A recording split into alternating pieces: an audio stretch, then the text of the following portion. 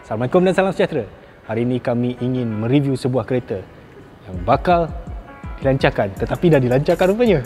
Ini dia, Toyota Innova 2021 facelift tuan-tuan. Tapi sebelum itu, tekanlah subscribe, tekanlah like, tekanlah loceng berkali-kali pun tidak apa.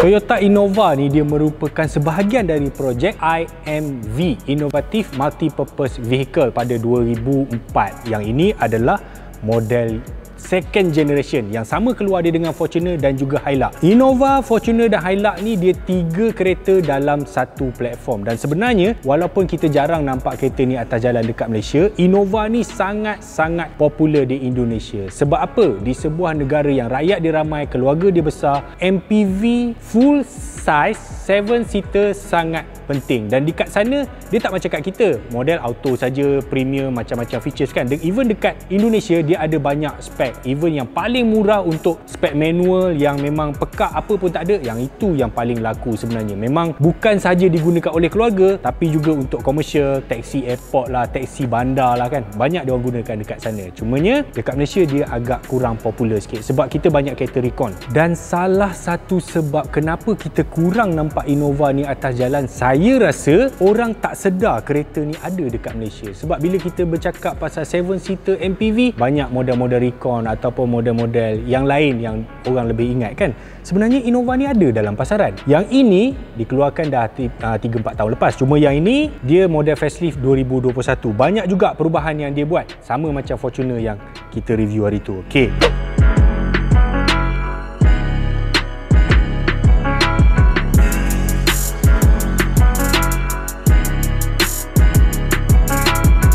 Bahagian depan, perubahan yang paling ketara ialah yang ini. Dia punya grill ni, wah, boleh tahan dia punya meriah, boleh tahan dia punya besar. Dia punya finishing pun tidak lagi chrome, dia pakai macam grey metallic macam tu lah. Lampu depan dia dari segi design dia masih sama, cuma yang ini dah didatangkan dengan LED untuk spek 2.X. Okey, dia ada 3 spek, yang ni kita cerita kemudian lah. Design bumper pun lain, kemudian dia punya fog light ni pun saya pun pelik. Macam mana dia boleh terjojol macam ni? Tak ada lagi pernah jumpa kereta macam ni, fog light dia.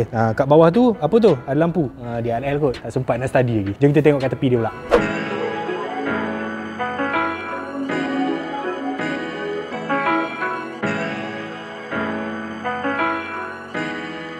Nampaknya pengaruh SUV tidak berhenti di kalangan SUV sahaja. Ia menjangkiti kenderaan-kenderaan lain, termasuklah Innova. Kalau kita tengok dia punya trim ni, dekat bahagian arch ni dah ada trim macam style SUV sikit. Dia pakai cladding warna hitam. Dia bersambung dekat side skirt bawah tu. Di atas side skirt ni, dia ada satu macam panel lah, dia letak dekat pintu tu. Nampak lebih penuh dan lebih sporty. Dia punya handle chrome. Tu nampak. Tak pakai kunci tau. Bukan macam Alza. Lagi satu, dia punya side mirror honeycomb. Honeycomb pula dah. Side mirror chrome ni, dia memang chrome lah. Yang lama dia tak chrome. Tu beza dia. Lepas tu dia ada signal ni. Apa lagi? Dia punya rim. Rim tu dia punya finishing dia macam graphite sikit, macam grey macam tu lah. Dan untuk model 2.0X dan 2.0G, dia datangkan rim 17 inci. Untuk model yang bawah lagi, dia datangkan dengan rim 16 inci saja.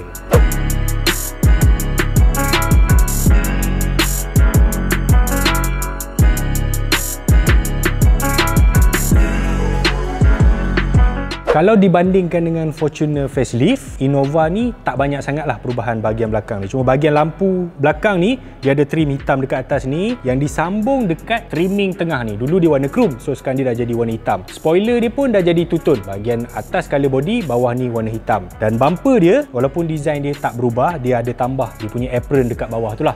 Dan ada satu reflektor dekat kiri dan juga dekat kanan. Dalam dia besar tak? Boleh lah.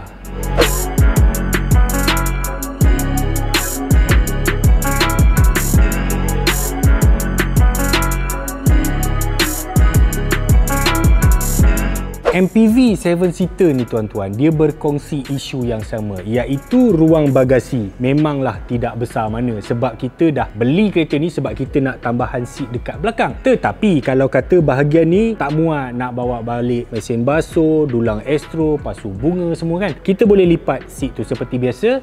Brother Batman, come here. So cara lipat dia, abang tunjuk bang untuk lipat seat ni. Dia boleh lipat ke bawah dan naik ke atas. Yang sana pun sama macam Fortuner bang? Sama semua. Yang ni mana, macam mana lock dia? Oh ni lock dia, tarik sini, masuk situ. So selepas dilipat, itulah space yang kita dapat. Dan andai kata space tu tak cukup juga, sama macam Fortuner. Yang sebelah sana, bang demo sikit bang, tunjuk yang flat tu je. Okey, boleh flat macam ni, ataupun yang sana pun sama, boleh lipat macam ni. Tapi terpulang lah kan, kalau kita nak bawa barang yang mungkin tinggi ke kan, mesin basuh, mesin kuda, dinosaur, harimau menangis, semua pun boleh bawa.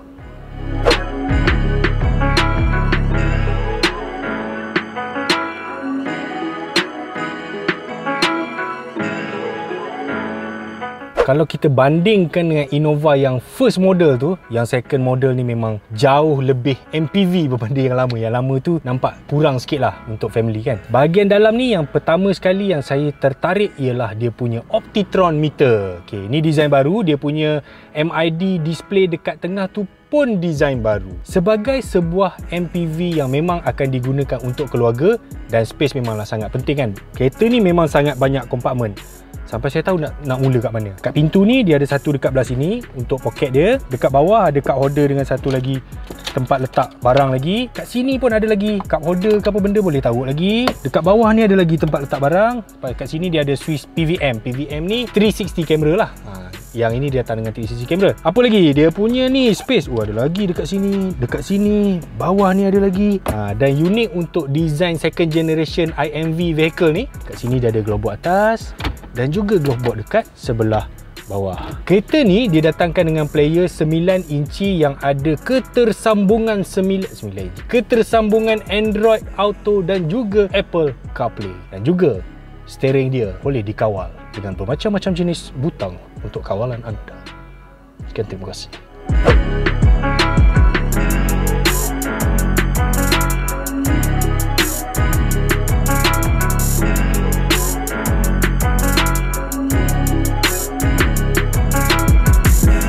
Saya dah set kerusi ni paling belakang. Dan pemandu punya kerusi ni memang saya lah 178cm, dan juga steering saya punya position. Kita boleh tengok ruang dia memang lega dan sangat banyak. Untuk model 2.0X ni, second row ni dia datang dengan individual seat. Kalau yang model bawah dia ada yang 3 seat lah. Apa lagi ada dekat belakang ni? Okey, yang ini dia ada tray. Yang alis sikit kaki. Wah, macam naik kapal terbang bro. Boleh letak makanan, boleh letak laptop kecil, iPad ke boleh lah. Yang belakang ni dia memang ada aircon lah, standard lah. Dia ada aircon dekat sini. Lubang dia agak jauh sikit kalau kita bandingkan dengan Fortuner, tapi jangan bimbang, ini kereta untuk pasaran Asia. Dia memang cukup sejuk lah. Controller aircon dia dekat situ. Kemudian adalah dim reading light dekat sini, ada lampu dekat sini. Dan itu je lah nak cerita kat belakang ni. Tak ada apa sangat pun.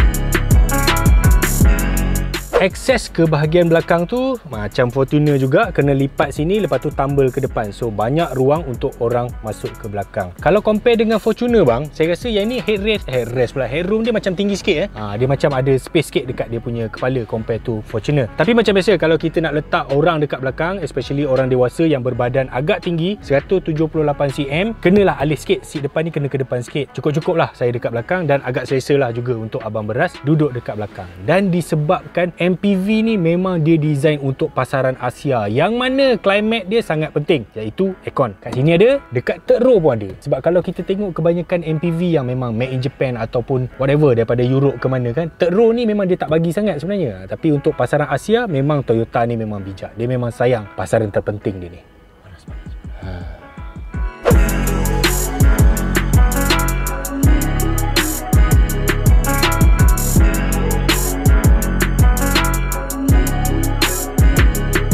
Untuk pasaran Malaysia, Innova ni dia datang dengan 3 spek, tapi ketiga-tiga spek ni adalah enjin yang sama, iaitu 2.0, 4 silinder berkuasa 135 horsepower dan 183 Nm torque. Pilihan transmission cuma satu saja, ada 6-speed auto, dan ini MPV yang menggunakan pacuan roda belakang. Okey, cukup tak power dia? Cukup sebenarnya, tapi janganlah nak pergi bawa drifting bila dengar MPV ni rear wheel drive.